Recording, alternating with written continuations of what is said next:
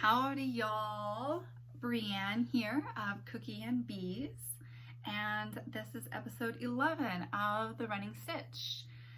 It is April 10th, and I have two finished projects to show you, and also I have my current whip that I want to show you and the amazing yarn that I'm using with it. And I have two skeins of new yarn that I received in the mail, and I would like to share those with y'all as well. And new bags that I'm working on. And in case you don't know, my website is cookieandbees.com. I'll also put the link below if you would like to check out the shop. So let's get started. My first finished project is this little teddy bear, and he's really big. I think from the top of his head down to his feet, he's about 18 inches. And this is the second time I've made this pattern. The first time was back in like December or January of this year. And I had made it for a friend of mine who was pregnant with a boy. She's now had her baby, and he's a couple of weeks old now and super cute. We'll have another friend who's also pregnant with a boy, and she's due next month. I don't know if she'll see this video or not, but if she does, spoiler alert, this is part of your your present. And I love how this bear turns out. I'll post the link to the pattern below, but it's called a Vera, V-E-R-A, bear, on Ravelry, which is where I found it. And he is super fast to make, and you can use any weight of yarn you want. The first time I made this bear, I used fingering weight held double and ended up pretty much using the entire skein for that. This one I used Plymouth Encore yarn, and which is worsted weight, and so he turned out maybe just a smidgen bigger than my fingering weight held double, which is kind of like a DK weight. So this one, it's just a wee bit, tiny bit bigger. And then I embroider his face so that it's completely safe for babies. No buttons or anything that could potentially fall off. And I want to say, he takes me less than a week to make, even just working on a couple hours at a time. The pattern is a little different, written a little different than usual knit patterns are, but once you get used to the way that it's written out, it goes by so fast. So you actually start knitting the back of his head right here first. And then you knit his entire head, not his ears. You knit his entire head, his snout, come down, make to his neck, and then you start knitting his body. You put stitches on waist yarn so that you can add his arms later. You knit his entire body, and look at his little bottom. I love his bottom. It's like my favorite part about him. You knit down here, and then you leave these stitches open right there at his crotch. You put some these stitches on waist yarn, you knit one leg and foot, and then you pick up stitches, knit the other foot, add his arms, stuff him, sew him up, and then on the head you would knitted two sections right here of purl stitches. And then you just pick up those stitches, and then you knit his ear directly on. So there's no guessing where anything goes. And then, they actually recommend before stuffing him using safety eyes. And then you actually are supposed to knit his nose and then sew it on. And I decided to not do that. I just embroidered his little nose. And then you stuff him, and you sew up all the openings, and then he's done, like super fast. I love this pattern. It's been my go-to for baby presents, and I kind of want to make one for myself because he's adorable. So that's my first finished project, the Vera Bear. Let's put him over here. All right, so my second finished project is this cowl, and the yarn I used is Yarnable's subscription box yarn for April, and it's called Hocus Crocus. It is gorgeous and totally reminds me of exactly like a daffodil, or it reminds me of like LSU, if you're an LSU fan, or, which I'm not. I went to University of Texas, so I have no affiliation. It just, I know that that's LSU colors. Or like Mardi Gras. And so this was DK weight, so I just hopped over to Ravelry and knew I wanted to make a cowl. So I looked for DK weight cowls, free patterns, and I just purely picked my pattern based off of what it looked like. So this pattern, it was called Spiral Cowl. I don't remember the designer's name, but I am going to link it below in case you're interested in grabbing it. So the pattern was really easy. The designer on her Ravelry page for this says up front, this pattern is no longer supported. I guess she had made the pattern a really long time ago, and pattern writing has evolved a lot since then, and she was completely honest and said, I'm no longer updating this pattern. It is what it is. I'm not supporting it though. So if you have questions, lots of people who have linked to the pattern, you can go to their project pages, and they have provided, support and assistance, and you can read their notes if you have problems. And so, but I went ahead and went with it, because why not? I mean, that's how we learn, have a little bit of challenge. So I went ahead and downloaded it, printed it out, read through the pattern. I mean, it's just like a 2-pager, front and back, super easy.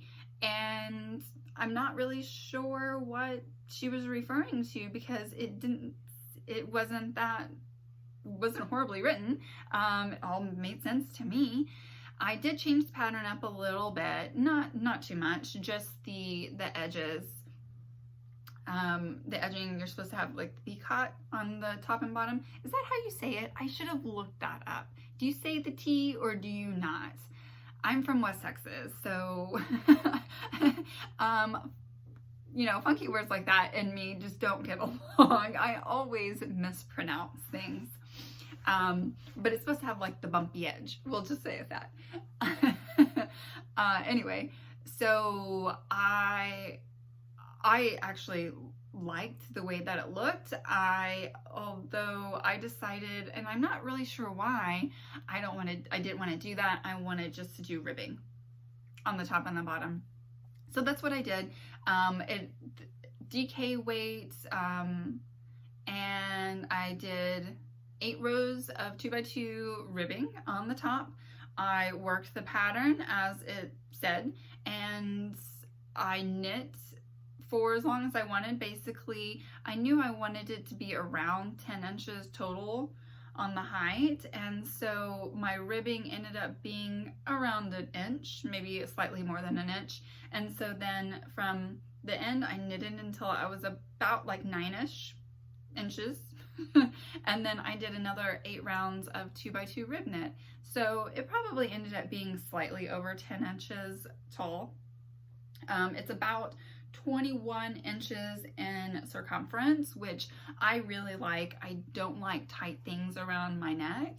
And so this doesn't touch the front of my neck, but it's also not really long. So for me, my personal choice, this is perfect. If you wanted it a little bit longer, you could just, cast on, I think if I remember correctly, it was a 6-stitch repeat. Don't hold me to that, but I think that's right. So you could increase or decrease your number of stitches by 6. And she also says that in the pattern.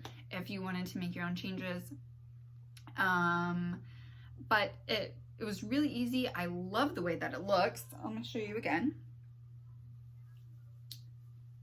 I haven't blocked it yet, and I probably won't, because as I've worn it and just kind of stretched it out, I mean, I think it looks really nice. Normally I probably would have blocked it, but I mean, it looks good. So let's keep talking about projects. So my current project right now is something I probably never thought in a million years that I would knit. But here we are. So let me talk about the pattern first. The pattern is Light Summer Shorts by Holly Watson. It's black and white, but basically they are just knit relax shorts. Now the pattern says fingering weight yarn, and you know, okay, so let me just read it then.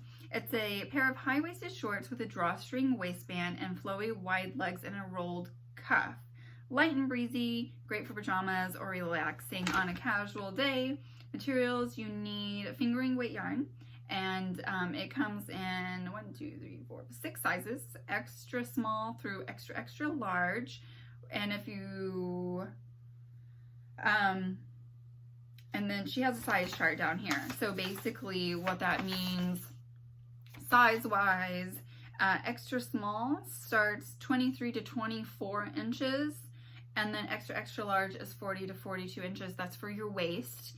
Oh, and then your hips, extra small is 33 to 34 inches, extra, extra large is 52 to 53 inches on your hips. So you can choose what size works best for you. And then of course you could always blend sizes, you know, because I know none of us actually like fit into these categories, you know, perfectly. Nobody's ever just I'm just a straight up medium. No, it's always like my waist is one and my hips are another. And so I kind of did my own thing, and I will talk about what I've done so far. Okay, so I'll continue talking about the pattern and what I'm doing to fit with what I want. And then I'll talk about how awesome this yarn is. So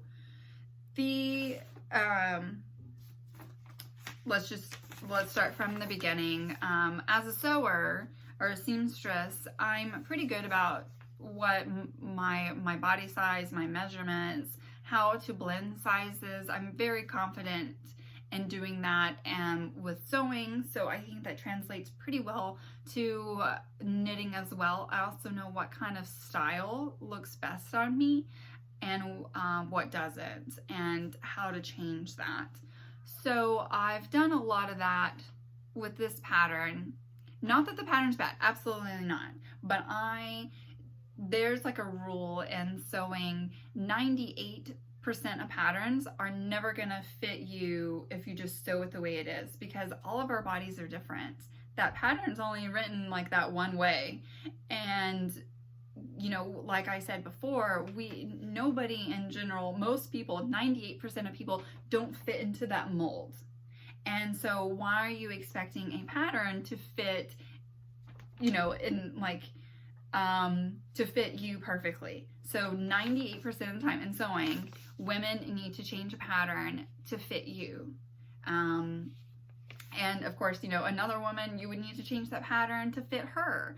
And not only physically, but for your style. So that is what I did with this. And there's nothing wrong with it. That doesn't mean anything's wrong with the pattern.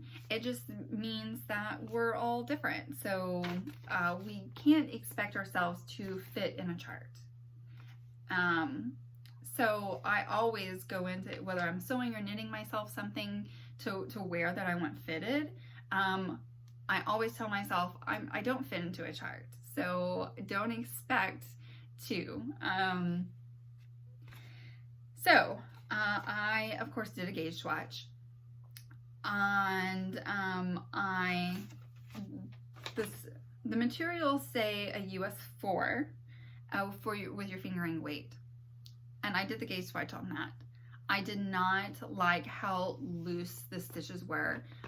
Size 4 with fingering weight was quite loose, almost on the verge of being able to basically kind of be see-through. I mean, it didn't look like netting, but it was way looser than what I wanted. So then I pulled that one out, gauge swatched again with a size 3, still looser than what I wanted. So then I gauge swatched with a US 2 and with my fingering weight, and that gave me a tighter knit.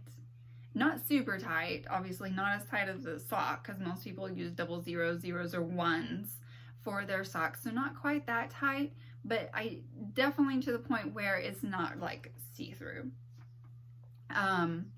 And I didn't keep those swatches. I pulled them out to reuse it, so I don't have it to compare, but I can show you what my knitting looks like so far. And so you can tell that it's fairly tight. I mean, it might be a little bit see-through just because it's you know, hand knitted, but it's, I mean, you know, I'm not going to wear these out to the grocery store or anything. It's going to be at home, but you know, you're probably not going to be able to really see my panties through it though, which was my goal. I mean, nobody wants that. So I went with that in mind. Now the gauge is 6 stitches per 1 inch, and with fingering weights, that's not very many stitches. So you can see why that was fairly loose. 6 stitches per inch is typically what I see like with DK or maybe worsted weight. And again, nothing wrong with the pattern, just not what I wanted. So after I realized that size 2 needles worked best for me and what I was wanting, I took that gauge on and wrote it down for the height and the width because I needed to adapt the pattern a little bit. So once I did that, I was getting actually in 2 inches, I was getting 14.5 stitches for 2 inches. So this was 6 stitches per 1 inch. So even though I had went from fairly loose to a tighter knit, I wasn't really gaining that many stitches per inch. Only like 1 1/4 extra. So my 1 inch was 7 1/4 stitches per inch, and the gauge was 6. So I used that in mind, and my waist, the finished waist, sorry about that. All right, so going back, the finished waist I wanted, knowing that that would be able to get up with stretch over my hips and then be able to sit where I want on my waist. I don't like high-waisted, so I want it slightly below my belly button. And then just to have a little bit of extra give in there to be able to use the drawstring and, you know, just actually get them up over the butt and the hips. I wanted my waist to be 28, and that's unstretched. So then I took the gauge that I was receiving my, from the 7 1/4 stitches per inch, and multiplied that by my 28. Which is what I wanted my finished waist to be for where I want it to sit on my body, which is important to realize the difference. Your natural waist is typically 1.5 to 2 inches above your belly button, and this says that these are high-waisted, and so that's fine. But whenever you're measuring yourself, measure where you want it to sit on your body. So if you don't want it at your natural waist, measure, you know, wherever you want that to be, because that's the number you want, not what it tells you, if that makes sense. Okay, so keeping that in mind, because my natural waist is of course a little bit smaller than where I want it to sit, which I prefer my pants to sit at the top of my hip bones, which is slightly below my belly button. So back to the math. So I wanted my finished unstretched measurement to be 28 on the waist, and I was getting 7¼ stitches per inch. So I multiplied those two numbers, and it just so happened that that corresponded pretty dang close, like within, I didn't write it down, so I don't remember off the top of my head, pretty dang close to what I needed to cast on for the size large, which of course doesn't match their size large. The waist measurement is 32 to 34 inches, but since my gauge is tighter, I should, fingers crossed, get a finished 28-inch waist, which corresponded to the large. So then now that actually made it really easy for me. So then I went through my pattern and circled the size large number of stitches, because I want to make sure my circumference all the way through is going to follow the right the number of stitches, because that's the hardest, because you can always just knit farther down, right? You know, like depending on how long your rise is, and the rise is from where you want the top of your like your pants or your shorts, how from the top of that down to your crotch. So if you got like a soft tape measure and measured that, that's your rise. And so I knew that I'm not as worried about so I know, like, if it says to knit 4 rows, I need to knit a little bit more because my gauge is tighter. Plus, I'm not as concerned about that because I can hold it up to my body to compare. Okay, I need to knit a little bit more, or measure my body and know that's how long, let's say, 10 inches or whatever, because I've measured my personal rise. And then I can, make it as in measurements rather than number of rounds. I hope that makes sense for the height. But I needed the math to make sure that their circumference was right. So that the circumference wise, that is what corresponded really well to their size large. But with my math, it would fit more like a size, or I'm sorry, with my gauge, since I'm using a smaller needle, would fit closer to like a smaller medium or something like that. So basically, so I can get my 28-inch. I'm kind of throwing out their chart anyway. I know as far as circumference goes, following their instructions for large works, but keeping in mind that I need to knit a few more rows compared to what they say, since my height gauge is different from theirs, which to me, like I said, is easy to do because I can do that based on my body measurements. All right, so what I've done so far, I'm actually now on the part where I'm doing crotch increases on the front and the back, because you only knit a couple of rows for your waist, and then you immediately start increasing on the front and back crotch for the height of the body, your rise of your body, like what I said before, between where you want your shorts to stop, like at wherever it is on your waist, down through the bottom of your crotch. Basically, that's your rise. So right now I'm increasing for the rise, and then at some point, I think it says 10 inches for the size large, but I need to measure mine. So wherever I will end up wanting to separate for the legs, I'm going to measure myself, and then basically from where I want the top of my shorts to be, I'm gonna measure to my crotch, and then probably add a little bit. I don't like stuff with a really low crotch where it's like super baggy, so I'm going to take that measurement, which I haven't done yet to tell you, but basically I can take that measurement of myself, add a little bit of ease just for it to be comfortable, and like no more than an inch for my personal choice. And then that's how much I'm going to knit for the shorts body. And then basically you separate half of it, and then you knit your legs for a little bit. and then you're done. Well, you make a drawstring, an I-cord drawstring, and this is gonna be all done. Sounds so easy. So right now I'm working on the shorts body. And this is what I have so far. I'm using a 24-inch needle, so it looks really small, but I measured so far the flat, so this is let me hold it up. So this top, you are supposed to do a provisional cast on. I got really excited and totally forgot to do it that way.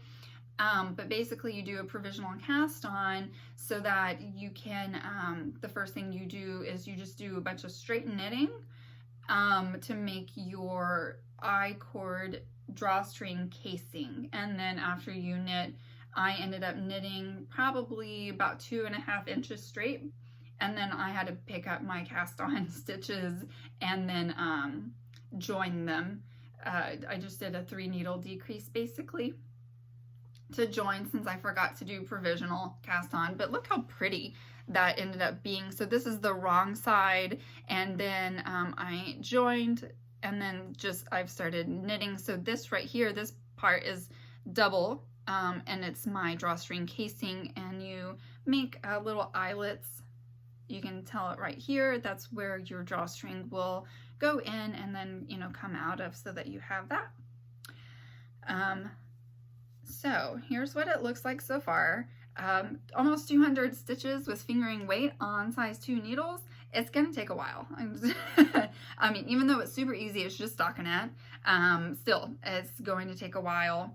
And so that's my front, because you can see the holes for the drawstring, and you can see right here is where I'm starting to increase. This is the crotch, and then that's the front crotch, here's the back crotch. Just increasing along those to start widening for the hips and making the legs.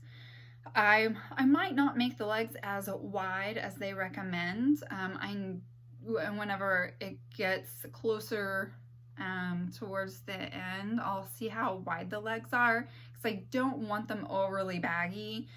So I'm just going to try it on and make adjustments as I see necessary and what I think. I also will be changing the end. I don't want them to be stockinette all the way through, because I don't want them to roll up on the ends on the cuffs.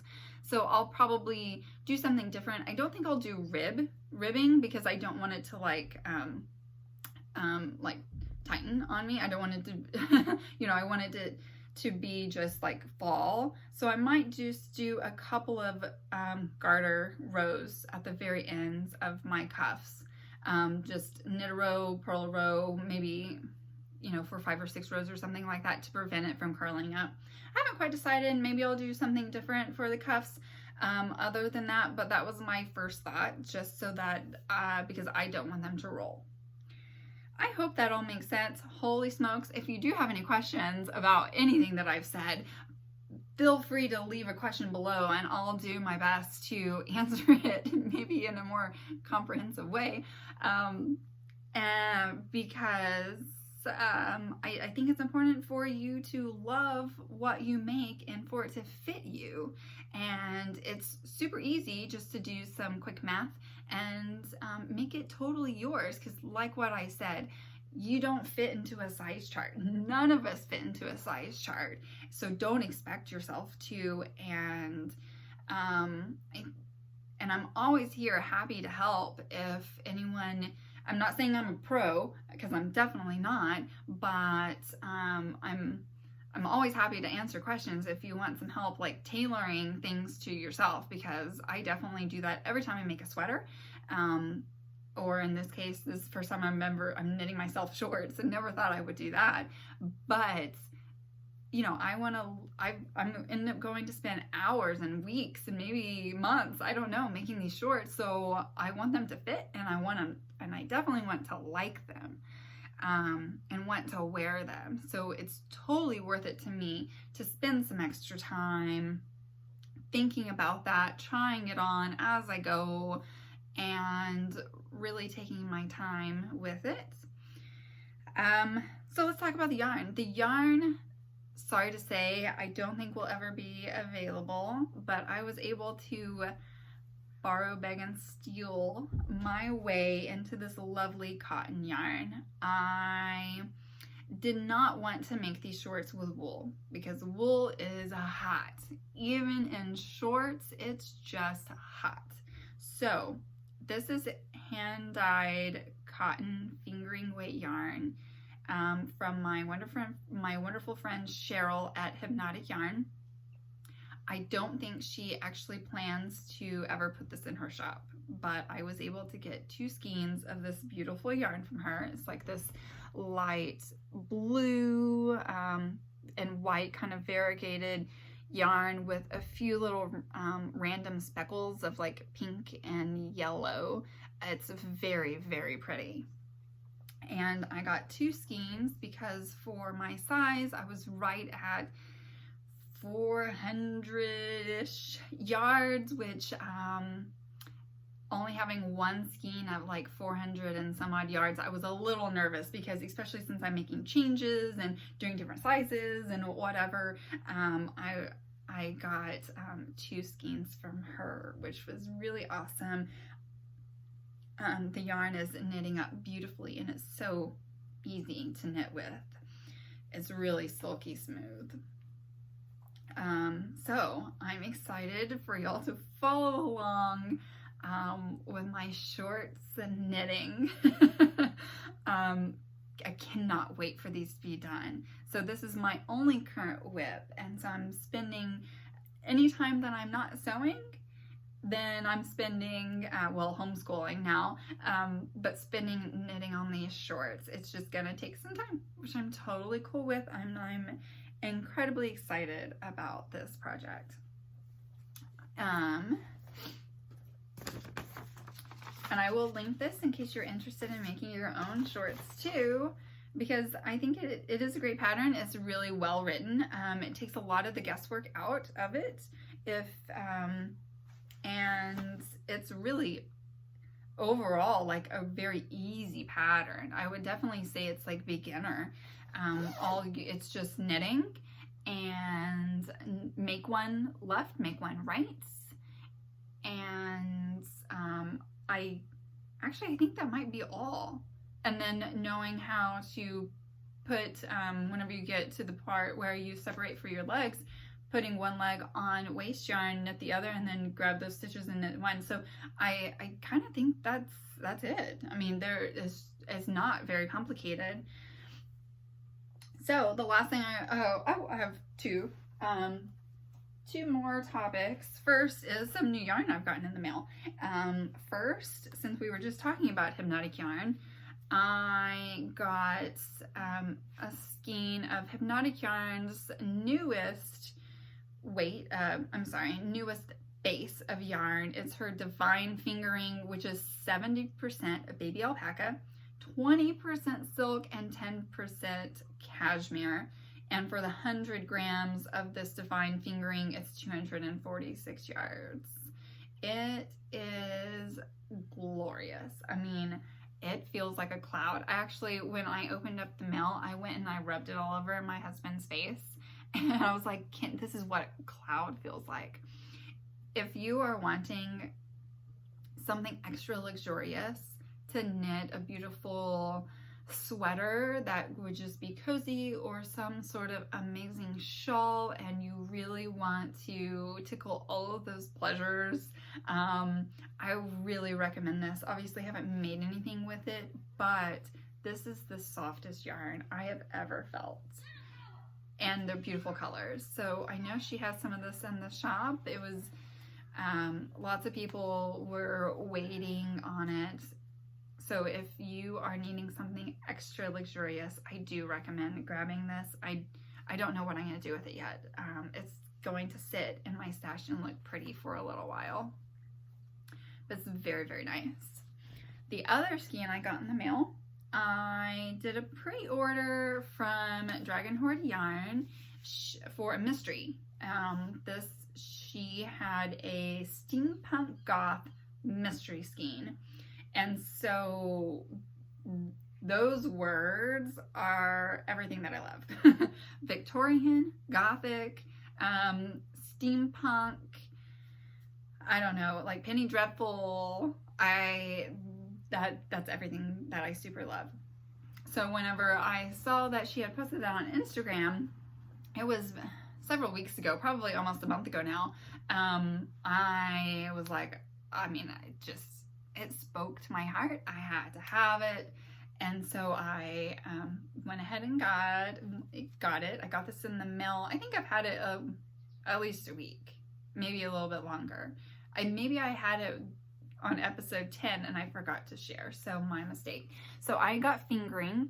This is her Lore fingering base. It's 85% Murano and 15% nylon with 436 yards for the 100 grams and steampunk goth. So it's this kind of ruddy red, and it is quite lovely. I don't know what I'm going to do with it yet at all.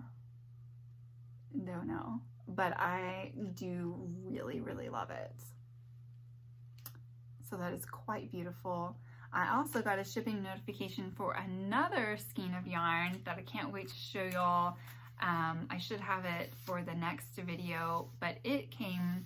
I ordered the Top Gun, and I believe it was a 5-color self-striping repeat, and it's from the Desert Vista Dye Works. I'll link Desert Vista and Dragon Horde yarn below in case you're interested in checking out either of their yarn.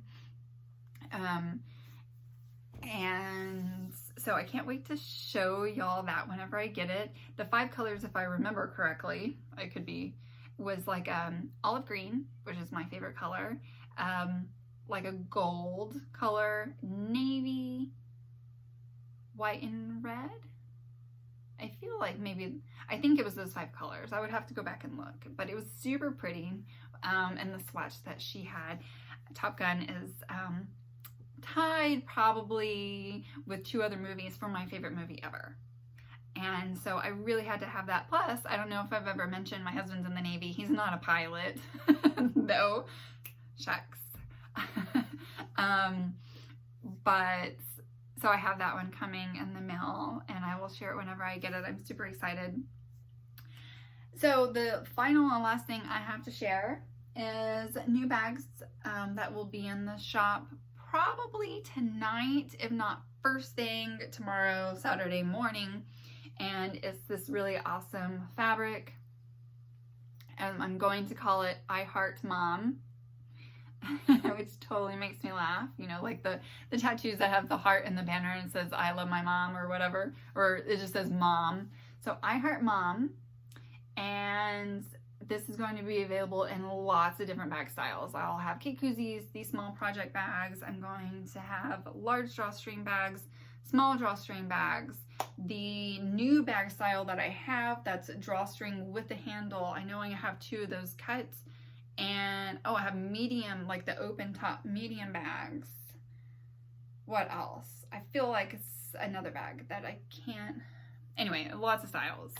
And then I have tons and tons of fabric to cut, but this will be the next new thing in the shop. All right, I think this has been fairly long, and I hope y'all are having a great time during your quarantine. I hope if you're homeschooling, I hope that's going really well for you. We have good days, we have really bad days, but today's Friday, and I hope you'll have a wonderful weekend, and I will see y'all next time. Stay safe, lots of crafting. Ciao.